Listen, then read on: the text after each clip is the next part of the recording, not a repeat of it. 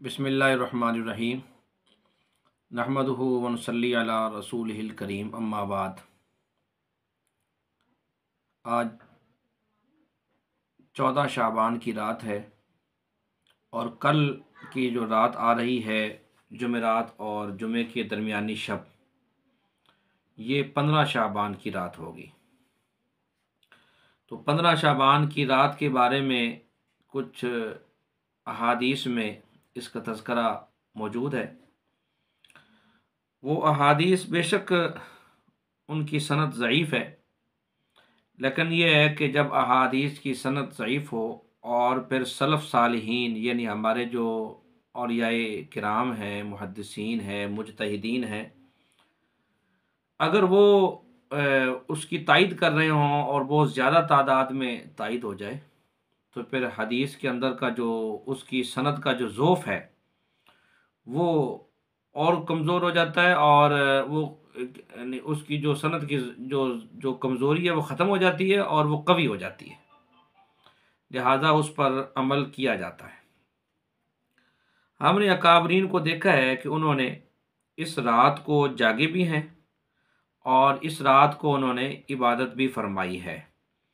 इसमें जो खैरुल कुरून है 10 सहाबाए किराम से इसकी जो फजीलत है वो रिवायत जो है वो मौजूद है और उस पर हमारे सहाबाए किराम के दौर के अंदर भी और ताबीन तबा ताबीन के दौर के अंदर और उसके बाद से लेकर अब तक इस रात को जागने का एहतमाम भी किया जाता है और कुछ फजीलत इसकी बहरहाल मौजूद है। लिहाजा इसको गलत कहना ठीक नहीं होगा, बल्कि इस रात को हमें जागना चाहिए और इबादत का एहतमाम करना चाहिए। अब इस रात को इबादत क्या है, ये अगला मसला है। तो उलमा फरमाते हैं कि इस रात को कोई मुस्तकिल इबादत नहीं है, कोई मखसूस इबादत नहीं है कि बस फ़लाँ काम करना है, फ़लाँ अमल करना है, फ़लाँ ख़ास किस्म की नमाज है वो पढ़नी है या सिर्फ़ तस्बीह नमाज पढ़नी है या कोई ये चीज़ें मखसूस नहीं हैं। मकसूद अल्लाह को राज़ी करना है, अल्लाह को याद करना है, तो अपने गुनाहों की माफ़ी मांगनी है, ये मकसूद है।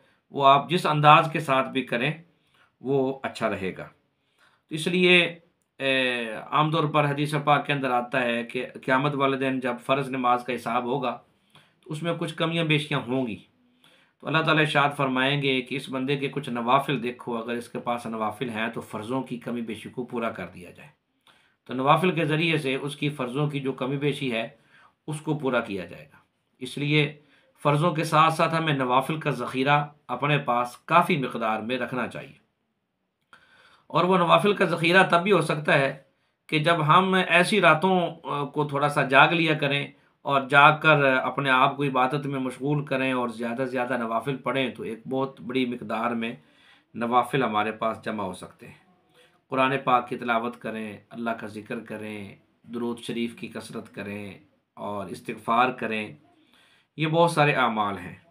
इसमें उलमा ने फरमाया है कि अगर अगर कोई आदमी एहतमाम कर ले कि इस रात को पहले 2 रकत नफल पढ़े, इसलिए कि अल्लाह पाक मेरी उम्र दराज फरमाए खैरियत के साथ, इसकी नीयत करके अपनी ज़बान में नीयत करें, पंजाबी में कर लें, उर्दू में कर लें, पश्तो में कर लें, अरबी में कर लें, जिस ज़बान के अंदर भी आप नीयत करना चाहते हैं नीयत करें कि ए अल्लाह, ये 2 रकत नमाज नफल पढ़ रहा हूँ इसलिए कि अल्लाह ताला मेरी उम्र दराज फरमा दे खैरियत और सलामती के साथ, खैरियत और सलामती के साथ। एक तो 2 नफल इसके पढ़ने चाहिए और दूसरा उसके बाद फिर 2 नफल और पढ़ ले। उसके अंदर वो अल्लाह ताला से दुआ करे कि अल्लाह, ये जो 2 रकत मैं पढ़ रहा हूँ ये इसलिए पढ़ रहा हूँ ताकि आप मेरी रोज़ी के अंदर कुशादगी फरमा दें, मेरी रोज़ी को खुला कर दें, मेरी रोज़ी को अच्छा कर दें, मेरी रोज़ी को बेहतरीन कर दें। इसलिए भी 2 रकत नफल पढ़ लेने चाहिए। और तीसरे जो है नफल, वो अपने गुनाहों की माफ़ी के पढ़ लेने चाहिए, जिसको हम सलात तौबा कह लेते हैं। उसमें सारे गुनाहों से अल्लाह मैं तौबा करता हूँ, आप मेरी तौबा को कबूल फरमाएं और तौबा को वो फरमा कर मेरे गुनाहों को मुआफ़ फरमा दें और मुझे आइंदा सही नेकी के रास्ते पर चलने की तौफीक अता फरमा दें। तो इस तरह के 3 किस्म के नवाफिल पढ़ लिए जाएँ, ये कुल 6 रकत नफल हो जाएंगे। लेकिन इसके अलावा हमें कोशिश करनी चाहिए कि हम जो है ज़्यादा अगर वक्त मिलता है तो हम कोशिश करें कि अगर हमारे ज़िम्मे नमाज़ें क़ज़ा रह गई हैं जो हमने पहले नहीं पढ़ी, तो हम उनकी नमाज़ों की क़ज़ाई की तरतीब बनाएं, ज़्यादा से ज़्यादा मकदार के अंदर नमाज़ों की क़ज़ा कराएं। इस मौके पर मैं एक बात की वजाहत करता चलूँ कि हमारे यहाँ आम तौर पर मशहूर है कि इस रात को एक ख़ास किस्म की जमात करवाई जाती है। इस रात को भी करवाई जाती है और बाज़ लोग जुमातुल विदा, जो रमज़ान मुबारक का आखिरी जुमा आता है, उस जुमे को भी वो करवाते हैं। सुनने में आया है, मुझे तहकीक नहीं है इसकी, सुनने में आया है कि इस तरह की कोई एक जमात होती है और वो जमात करवा कर ये कह दिया जाता है कि आपकी जितनी ज़िंदगी के अंदर नमाज़ें रह गई हैं, उन सारी नमाज़ों की क़ज़ाई जो है वो इस एक जमात के अंदर हो गई है, आपकी पिछली नमाज़ें ख़त्म हो गई। तो इसका हदीस पाक में कोई तज़किरा नहीं है। ये मैंने भी सुना है कहीं से, वल्लाहु आलम ये क्या तरतीब है, मुझे इसकी तफ़सीलात का इल्म नहीं है, लेकिन मैंने सुना है कि ऐसा होता है। तो इस तरीके से नमाज़ें क़ज़ा नहीं होती, नमाज़ों की अदायगी नहीं हो पाती। आपने अपनी बालिग होने के बाद से लेकर अब तक जितनी ज़िंदगी गुजारी है, उसके अंदर आपने जो भी नमाज़ें छोड़ी हैं, उन तमाम की तमाम नमाज़ों की क़ज़ा आपको करनी होगी, हर सूरत में करनी होगी। तो उसके लिए हमें, जैसे ये शब बारात आ गई, इस रात को क़ज़ा कर लें। इसी तरह लैलतुल क़द्र को जागने का मौका मिलता है, तब क़ज़ा कर लें।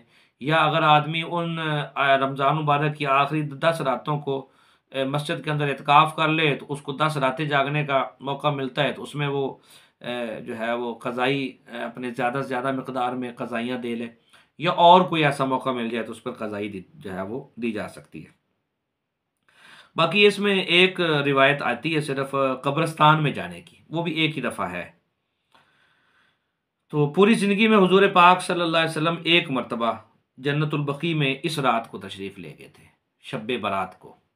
एक रात हुज़ूर पाक सल्लल्लाहु अलैहि वसल्लम अपने हुजरा मुबारका में आराम फरमा रहे थे। तो अताशा सिद्दीक़ा रज़ी अल्लाह ताला अन्हा फरमाती हैं कि मैं सो गई, तो मैंने जब दोबारा मुझे जाग आई तो मैंने देखा कि हुज़ूर पाक सल्लल्लाहु अलैहि वसल्लम अपनी जगह पर मौजूद नहीं है।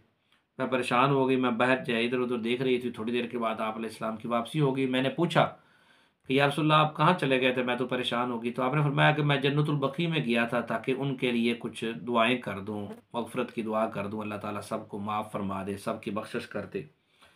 तो इसलिए इसको भी ज़्यादा एहतमाम में नहीं लाना चाहिए। अगर कभी कभी ऐसा मौका मिल जाए तो हमें कब्रिस्तान के अंदर भी जाना चाहिए, वहाँ उसके लिए दुआ। अगर ना मौका मिले तो अगले दिन आप सुबह चले जाएं। एक बात का एहतमाम किया करें कि नवाफिल ज़रूरी नहीं है कि मस्जिद के अंदर ही अदा करें, मस्जिद में भी अदा कर लें, कोई मसला नहीं है, हरज नहीं है। लेकिन कोशिश करें कि हम अपने घरों को कब्रिस्तान ना बनाएं। हुज़ूर पाक सल्लल्लाहु अलैहि वसल्लम ने हदीस पाक में इरशाद फरमाया कि अपने घरों को कब्रिस्तान ना बनाओ। तो इसलिए हमें कोशिश करनी चाहिए कि कुछ नवाफिल घरों में भी पढ़ें। अगर आप दुकान पे मौजूद हैं तो वहीं मसला बिछा लें, दुकान में पढ़ लें। अपनी ज़मीन पे मौजूद हैं, रात को बारी आ गई पानी लगाने की, आप ज़मीन पर मौजूद हैं और उधर से शब बारात भी है, तो आप वहीं जो है वो ट्यूबवेल चलाकर करीब जो है वो मसल्ला डाल लें और वज़ू करके नफल शुरू कर दें। कोई मतलब है बल्कि बेहतर है, बेहतर ये है कि आपकी उस खेती के अंदर बरकत हो जाएगी, खेती अच्छी हो जाएगी और अल्लाह ताला वहाँ से आपको अच्छी रोज़ी दे देंगे आपको। तो इसलिए इसका भी एहतमाम करें, जहाँ पर भी मौका मिल जाए। तो ये नमाज़ें जो नफ़ल की हैं ये घर के अंदर भी पढ़नी चाहिए, औरतों को भी समझाएं, उनके साथ तरतीब दें। लेकिन ये है कि आप आम तौर पर शब बारात की रात को नवाफिल तो ज़्यादा से ज़्यादा पढ़े जाते हैं और फिर फ़र्ज़ नमाज नहीं पढ़ते, या रात को देर से सोए, सारी रात नफल पढ़ते रहे और सुबह फजर की नमाज रह गई, तो फिर सारी रात का जो नफल हैं वो भी जो है वो खूह खाते में चले जाते हैं। इसलिए फ़र्ज़ नमाज का एहतमाम अज़ हद ज़रूरी है, इसके बग़ैर अमाल को कबूल नहीं किया जाता। इसलिए फ़र्ज़ नमाज का भी एहतमाम बाहर सूरत करें और कोशिश करें कि रात को रो कर दुआ मांगें। अलहदा बैठें, अपने घर में बैठेंगे तो आपको ज़्यादा अलहदगी मिल जाएगी। ऊपर जो है वो एक कमरे में बंद हो जाएं, या कमरे में बंद नहीं हो सकते तो ऊपर तो हल्का सा कपड़ा डाल लें और तन्हाई की कोशिश करें। और रोना ना आए तो रोने की शक्ल बनाएं, रोना ना आए तो रोने की शक्ल बना लें। अगर रोना आ जाए तो बहुत ज़बरदस्त बात है, अल्लाह के सामने रोने का तो बड़ा मज़ा आता है। तो इसलिए खूब रो रो कर अल्लाह ताला से गुनाहों की माफ़ी हमें मांगनी चाहिए। बाकी है कि किसी भी नफली नमाज की जमात नहीं है, ना तस्बीह जो सलात व तस्बीह जिसको हम तस्बीह नमाज कहते हैं उसकी भी जमात नहीं है, ना नफलों की कोई और जमात है, सिवाय 5 नमाज़ें फ़र्ज़ हैं, फ़जर, ज़ोहर, असर, मगरिब, इशा। इनकी जो फ़र्ज़ नमाज़ें हैं इनकी जमात होती है। इसके अलावा जुमे वाले दिन जुमे की जमात होती है, ईदैन के दिन ईद की जो है वो जमात होती है। तो इसी तरीके से जो है रमज़ान मुबारक के अंदर तरावी की जमात होती है और उसके बाद वितरों की जमात होती है, वो सिर्फ रमज़ान में होती है। उसके बाद भी वितर अलग-अलग होते हैं, 11 महीने वितर अलग पढ़ने होते हैं, एक महीना वितरों की जमात होती है। वो भी अगर किसी की रह जाए तो ज़रूरी नहीं है, वो बाद में अकेला भी पढ़ सकता है। और कोशिश करें कि अपनी इबादत को उस अंदाज के साथ और उस तरीके के साथ करें जो तरीक़ा हुज़ूर पाक सल्लल्लाहु अलैहि वसल्लम से साबित है। इसमें बरकत ज़्यादा है। आमतौर पर लोग कह देते हैं लो जी नमाज ही पढ़ रहे हैं, हमें नमाज से रोक रहे हैं। लो जी हम अच्छा ही काम कर रहे थे ना, हमें अच्छे काम से रोक रहे हैं। लो जी हम दीन का हम तो अल्लाह के ही नाम ले रहे थे, हम तो अपने गुनाहों की माफ़ी मांग रहे थे, तो हम तो अच्छा काम कर रहे हैं, आप अच्छे काम से भी हमें रोकते हैं। नहीं, असल में अच्छे काम से कोई नहीं रोकता। सबसे अहम तरीन मसला ये है कि वो अच्छा काम हुजूर पाक सल्लल्लाहु अलैहि वसल्लम के तरीके के मुताबिक हो, तो फिर उसके अंदर अच्छाई है। हमें नज़र आने के एतबार से वो अमल जितना भी अच्छा हो, अगर हुजूर के तरीके के मुताबिक नहीं है तो रिजेक्ट कर दिया जाएगा, अल्लाह ताला उसको कबूल नहीं फरमाते। अल्लाह ताला फरमा रहे हैं कि अमल अच्छा हो और वो मेरे प्यारे नबी के तरीके के मुताबिक हो, फिर हम उस अमल को कबूल कबूल करेंगे। अगर प्यारे नबी के तरीके के मुताबिक नहीं है तो फिर वो अमल कबूल नहीं किया जाएगा। बल्कि इस रात को बाज़ लोग हलवा बनाते हैं, बाज़ लोग मीठे चावल बनाते हैं, बाज़ लोग, ये कोई ज़रूरी चीज़ें नहीं हैं। हमने अपने आप पर खुद पर बहुत सारी चीज़ें लाजिम कर ली हैं और हम उसमें फंसते जा रहे हैं। अब ये देखो ना, अगर वैसे कोई आदमी रेगुलर चीज़ पका कर खा ले तो उसमें हर्ज नहीं है, लेकिन एहतमाम करना, इस रात को हलवे का एहतमाम कर लिया, मीठे चावल का एहतमाम कर लिया, फलां चीज़ का एहतमाम, फलां चीज़ का एहतमाम, तो फिर ये एहतमाम जो होता है ना, ये असल में मुस्तकबिल में हमें ख़राब करता है। ख़राब क्या करता है कि मुस्तकबिल के अंदर किसी मौके पर ऐसा भी कोई वक्त आता है कि जब आदमी के पास गुंजाइश नहीं होती, पैसे नहीं होते, और फिर लोग कहते हैं लो जी इसने पिछले साल भी हलवा किया था, इस साल पता नहीं क्यों नहीं किया, ये पता नहीं ये क्यों नहीं ऐसा करता। उसको इतनी दफ़ा कहा जाता है कि फिर वो कर्जा लेकर भी करना पड़े तो उसको करना पड़ता है। तो इसलिए शरीयत ने फरमाया है कि इस काम, हर इबादत को आसान करके करो। किसी को कोई चीज़ है तो पका ले, ना है तो ना पकाए, कोई ज़रूरी नहीं है फिर उस सारे मोहल्ले में तकसीम करना, ये सारी चीज़ें ज़रूरी नहीं है। ऐसी चीज़ों से अपने आप को बचाना चाहिए और जितना भी कोशिश करें अल्लाह ताला हम सब को इस पर अमल की तौफीक अता फरमाए।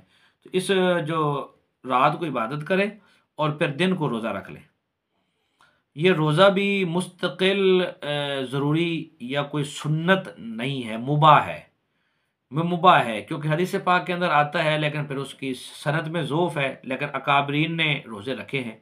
इस वजह से फिर इसमें अच्छा है कि आदमी रोज़ा रख ले, तो रोज़ा रख लेना चाहिए और कोशिश ये करनी चाहिए कि हर इस्लामी महीने की जो 13, 14 और 15 तारीख होती है, इस्लामी महीने की 13, 14 और 15 तारीख, इन 3 रोज़े, हर इसको अय्याम बीस के रोज़े कहा जाता है। ये हुज़ूर पाक सल्लल्लाहु अलैहि वसल्लम का तकरीबन मुस्तकिल मामूल था, तकरीबन। कभी-कभी इसका नागा हुआ है, आम तौर पर इसका नागा नहीं होता था। तो आप अलैहिस्सलाम ये नफली रोज़े रखते थे। तो अगर आपको मौका मिल जाए तो हर इस्लामी महीने को, ये रमज़ान मुबारक को तो पूरा महीना ही रोज़े का होता है, उसमें तो फिर रोज़ा होना ही होना है। आगे पीछे जो अय्याम होते हैं उनके अंदर हम हर महीने 13, 14, 15 इसका रोज़ा हम रख लें और उसका हमें अजर भी मिलता है, सवाब भी मिलता है और वो फ़ायदे की चीज़ भी है। बहरहाल ये एक मुनासिब सा अमल था, मैंने आप हज़रात के सामने रखा। अल्लाह ताला हम सबको सही तरीके से इस पर अमल करने की तौफ़ीक़ अता फ़रमाए।